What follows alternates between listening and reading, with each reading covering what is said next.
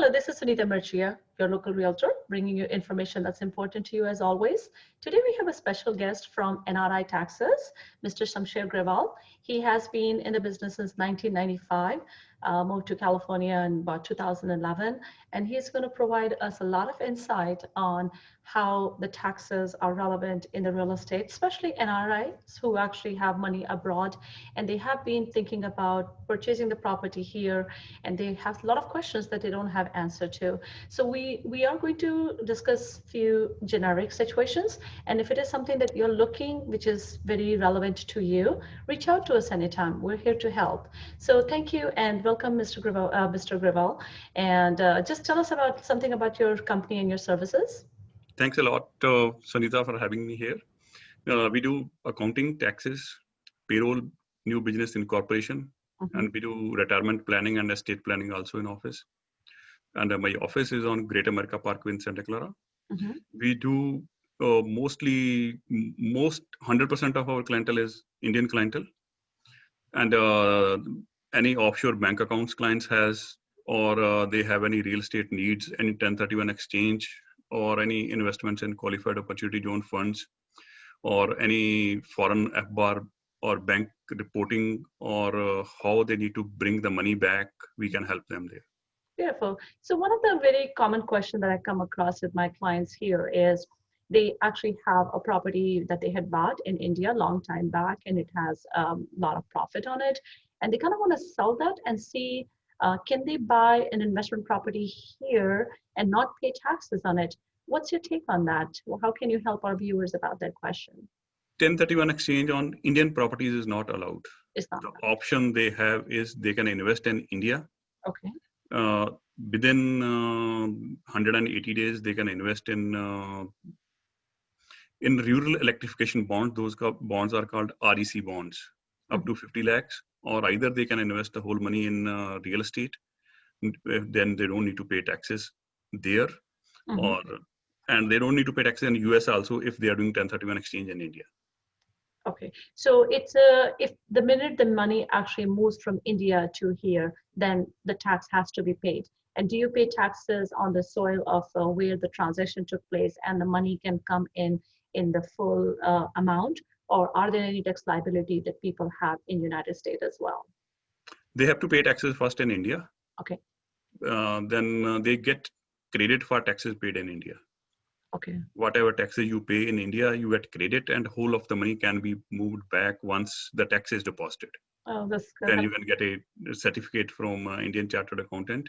Okay. We can help clients there also, because I have one of my earlier colleagues who has office in Delhi. That's beautiful. It's kind of a little tricky. Yes, we can help them getting that form. Yeah. Yes. It's kind of tricky. It's not that easy that, if you pay the taxes there are ways that you can actually bring that money back and then invest here as well. Yes, once you get the certificate, you can bring the money back, because your bank needs that the certification that the taxes on this money have been paid before you move that money to you. That's good.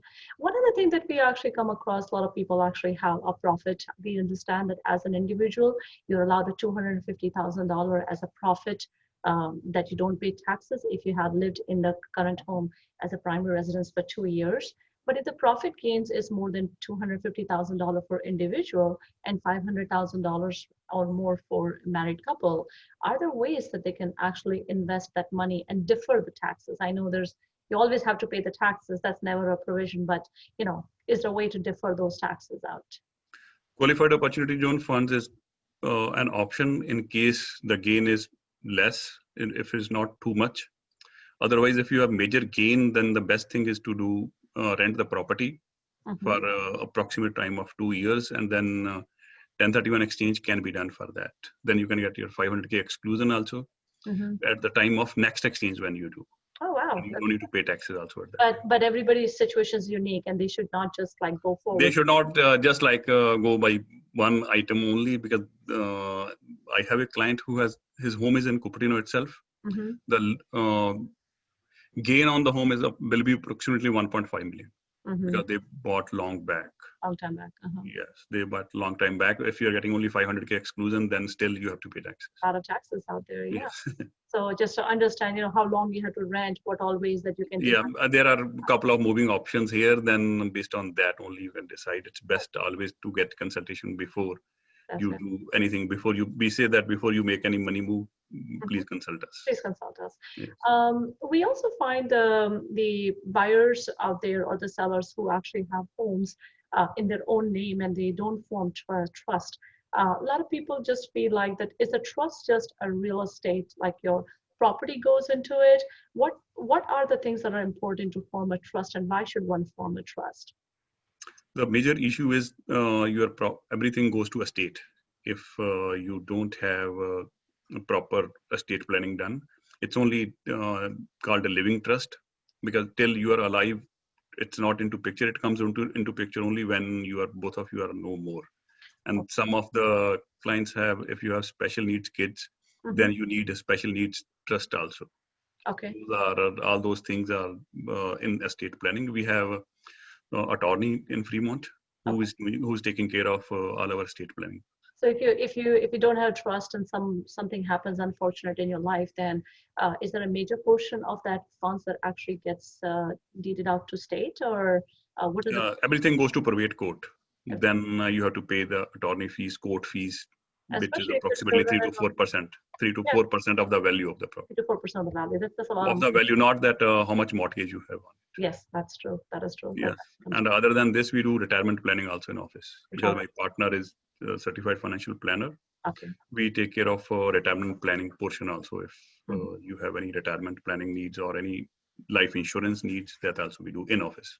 That's good. Well, you're an all-rounder place, from doing the, estate planning to taxes to international fundings, bringing the money back into the country and investing them, all finding out ways how you actually make best decisions for your finances, even when you actually want to manage your funds in India, but you don't have someone to talk to. So you're local, you're here, you have enough support here and there, and you cover every area, whether it's an estate planning, taxes, or funding, where investment part kind of comes in play. So any last word that you would like to let our viewers know, that based on since 1995 being in the Bay Area for the people who are looking into real estate advices?